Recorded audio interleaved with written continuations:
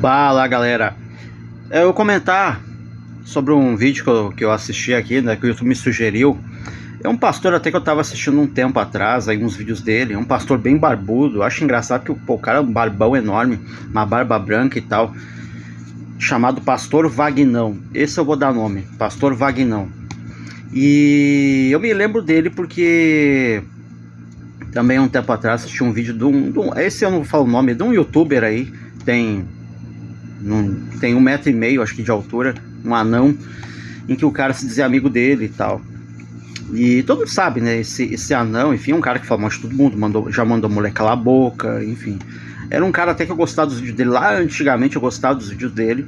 Só que depois o cara virou a casaca, deu palanque pra aquele inominável lá, aquele inelegível, aquele genocida, né? E depois romperam e tal, mas aí hoje em dia o cara só vive de fazer, eu acho que pauta de tipo choquei da vida, só de celebridade, né? Ele até se policia, acho que ele nem xinga mais todo mundo. O cara perdeu a graça, virou um velho ali sem graça, né? Uns vídeos totalmente chato. E até parei de assistir. Eu assistia de vez em quando ali, né? Mas até isso eu parei de assistir. Então eu me lembro desse Pastor Vagnão por causa desse camarada. E aí eu gostava desse vídeo desse Pastor Vagnão. Apesar de tudo, eu gostava dos vídeos desse cara. Porque realmente eu achava, pô, esse outro amigo dele, que os dois brigaram e tal, pô, esse cara tá falando groselha, tá falando porcaria, não tem nada a ver. O cara não é tudo isso que ele fala e tal. Eu me lembro que o cara apelidou ele de São Vagnão, como é que é? Padroeiro da amizade sincera, enfim. Que diz que esse Vagnão traiu esse outro cara, não sei o quê. Porque o Vagnão, infelizmente, o Vagnão apoia lá aquele cara inelegível, né? O genocida, você sabe. O começa com a letra B de bosta, né? Bom, resumo da ópera. Tava assistindo os vídeos desse Pastor Vagnão, curtindo um vídeo ou outro, achando legal a coragem dele de falar muitas coisas importantes, passando um tom de voz de muita serenidade, né? De muita paz ali, um assunto até incisivo. A crítica que ele fez para aquela pregadora do iPhone, bati palma, concordo 100%.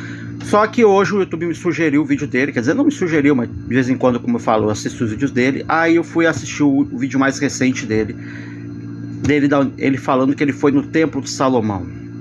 E para quem não sabe, o Templo de Salomão é uma espécie de, como é que eu vou dizer assim, ele é tipo o Vaticano da Universal. É como se fosse, você sabe aquela paróquia lá de, como é que é, a Basílica de Aparecida lá da Igreja Católica? A Basílica de Aparecida, lá da Nossa Senhora Aparecida, é a mesma coisa da Universal. O Templo de Salomão deles virou tipo a Basílica lá da Universal, né? O que por si só eu já acho o cara totalmente contraditório, porque os caras falam de Jesus e levantam um templo para Salomão. Porque Salomão foi o homem sábio, foi um rei. Só lembrando, tá? Você de repente deve conhecer a Bíblia, mas de repente você talvez não conheça. Salomão, tá, foi aquele rei filho de Davi, que recebeu a sabedoria por Deus, mas foi o mesmo rei que casou com um monte de rainha pagã e fez o povo se desviar da fé, permitiu que levantassem templos para deuses pagãos, deuses cananeus, deuses lá do Egito, deuses de vários outros povos pagãos, da Síria, da Líbia, enfim. E quais deuses eram esses? Moloque, tá aqui a foto aqui, ó. Tá aqui a foto. Moloque parecia um minotauro, era um deus ali que parecia um minotauro com a cabeça de touro, o corpo dele aberto, a barriga aberta, era uma fornalha. E os cananeus, o que eles faziam? Eles pegavam o primeiro filho que cada família tinha, o primeiro filho primogênito, sacrificava a criança jogando na fornalha da barriga desse deus. A Será, né? A Será, o Astarte, que era a mulher de Baal, o Baal Peor e Baal não sei o que. Todos os deuses, tá aí passando foto aí. Todos os deuses pagãos, cananeus, e que depois foram copiados para outros povos. Vocês, por exemplo, vocês podem assistindo, inclusive na própria Record, que todo mundo sabe, a minha emissora foi comprada pelo dinheiro da Universal, né? O Edir Macedo, inclusive, é o proprietário. A própria Record fala isso com toda a tranquilidade. O Edir Macedo, o bispo Edir Macedo, dono da Igreja Universal, é dono da Rede Record, proprietário da Record. E na própria Record tem as novelas aí, tá aí passando agora a Terra Prometida, uma novela muito boa, por sinal, gostei quando fizeram Terra Prometida, 10 Mandamentos.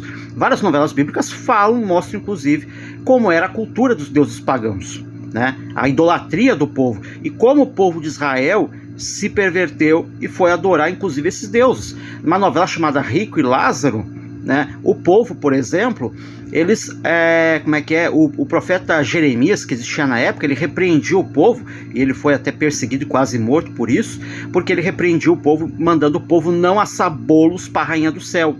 A rainha do céu era a Será, Astarte, Axera, vários nomes, entendeu? E voltando ao rei Salomão, o rei Salomão permitiu o povo levantando templos para isso. Tanto que, quando se passou séculos depois, ou décadas depois, lá no reino de Acabe, com aquele profeta Elias, né? O profeta Elias, que inclusive a própria Record tá exibindo, acho que ainda, aquela minissérie da Jezabel, o profeta Elias que derrotou os profetas de Baal, enfim, fazendo chover lá, veio uma chuva de fogo, quer dizer, chovendo fogo do céu, enfim, e tal, e mandando e pedindo para Deus para não chover, e não choveu por não sei quanto tempo lá em Israel, enfim, e tal. O rei Acabe, ele tinha herdado o povo, no reino do Acabe, era aquele povo que foi herdado da época do próprio Salomão, o povo adorando. Aí eu te pergunto, como diria o finado Marcelo Rezende, que morreu, né, inclusive trabalhando na Record. Aí eu te pergunto, qual é a diferença dessa época para hoje, em que um povo que precisa tanto tocar em Deus, sentir como é que é o Espírito Santo, precisa ir de um determinado lugar, num templo, né, em que a placa da igreja diz que Jesus é Senhor, Jesus Cristo é o Senhor, e dentro da igreja sabe o que tem? Uma réplica da Arca da Aliança. E detalhe, gente, eu não sou, e mais uma vez falando, eu não sou cristão, eu não me considero cristão, tá? Mas se eu que não me considero cristão, eu falo de Jesus, imagina você que se diz cristão, que se diz evangélico, né? Você tem que literalmente seguir o que o próprio Jesus ensinou, né? Pregou, enfim, ensinou. Como eu estava dizendo, imagina você ficar ali adorando uma Arca da Aliança, uma réplica da Arca da Aliança, ou tendo que ir numa réplica do Templo de Salomão. E os caras falam de Jesus e levantam o Templo de Salomão. Detalhe, o Templo de Salomão, a réplica lá no bairro do Brás de São Paulo, custou quase R$1 bilhão, 900 milhões, uma coisa assim. Na época, hoje com certeza passaria de R$1 bilhão tranquilo. Eles importaram pedras de Israel, as pedras que serviam de tijolos, né, para o Templo de Salomão, importaram de Israel. E não foi barato, cada pedra na época era caríssima. Fora todo o luxo ali, as portas ali pintadas como se fosse de ouro, né, os coqueiros ali, tudo é caro. Você vai ter noção, Valdeir, mas é a casa de Deus, é a casa que Jesus disse, quando ele quebrou as barracas dos mercadores, enfim, que ele ficou indignado, né, que o próprio templo original, o primeiro templo de Salomão, o primeiro templo de Salomão que foi erigido, tal, que existia na época, acho que de Herodes até, não, era o segundo templo. O primeiro templo tinha sido destruído pelos babilônicos, por Nabucodonosor, tá? E lembrando que Deus usou Nabucodonosor para castigar o povo hebreu que já estava entregue à idolatria. Conforme eu falei lá agora há pouco tempo do profeta Jeremias, o povo tinha se desviado da fé. O mesmo Deus, olha só, isso você não vai ver no próprio Templo de Salomão se você vai lá. Você não vai ver uma réplica lá contando a história disso. O mesmo Deus que libertou os hebreus da escravidão do Egito foi o mesmo Deus que usou um rei pagão como Nabucodonosor. É aquele rei tirânico que mandou levantar uma estátua dele de ouro e mandou todo mundo se ajoelhar e se curvar para ele. E quem não se curvou, como foi aqueles dois sábios dele, do reino dele, o Sadraque, Mesaque e Abednego, ele mandou para fornalha ardente, mas aí Deus interviu, mandou um anjo lá e salvou os 13. E ali o Nabucodonosor se curvou, entendeu? E mandou inclusive o povo babilônico adorar também o Deus de Israel, né? Exatamente. O mesmo Deus levantou então esse rei para castigar o povo hebreu, fez o povo voltar para o cativeiro, voltar a ser escravo, e pior, numa terra pagã.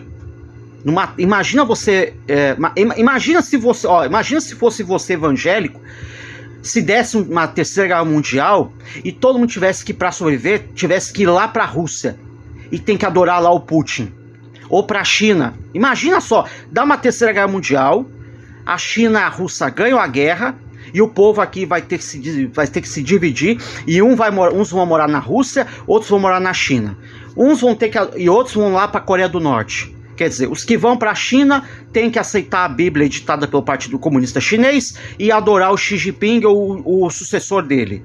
Se for para a Rússia, vai ter que adorar lá o Putin ou, sei lá, o filho do Putin. Se o Putin tiver filho ou filha, sei lá, adorar lá o discípulo, o sucessor. Se for para a Coreia do Norte, além de se curvar para as estátuas de bronze gigante lá dos dois ditadores lá, o pai e o avô do atual ditador lá, o Kim Jong-un, vai ter que se curvar para o Kim Jong-un ou até a filha dele lá, dizem que a filha dele vai ser a sucessora dele, se ele morrer alguma coisa. Entendeu? Então vai ser a mesma coisa. Tomara que isso seja só um devaneio meu, tomara que isso não se realize, para depois, Valdoir foi profeta, pelo amor de Deus, Valdoir previu isso. Amigo, não quero assumir essa pecha, pelo amor de Deus. Tô falando, de repente deve ser delírio meu, tomara que seja só um mero delírio meu, né? Mas se acontecer, vocês não vão dizer que não foi avisado, entendeu? Então, mas voltando ao assunto lá do Templo de Salomão, tá? Aí os caras levantam um templo caríssimo. Só as pedras para erguer o Templo de Salomão.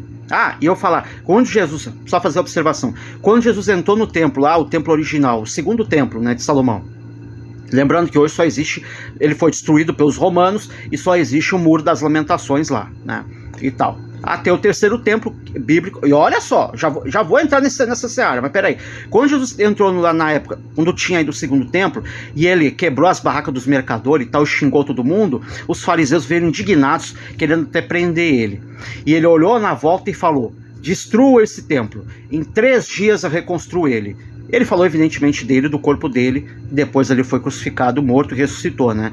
Então o templo é o corpo dele, é a figura dele, ele é o próprio templo, ele é o tabernáculo. Quando ele suspirou lá e morreu na cruz, o véu do tabernáculo, do templo lá, do próprio templo de Salomão, o véu que separava o povo lá da dita Arca da Aliança, o véu se rasgou com a morte dele, entendeu?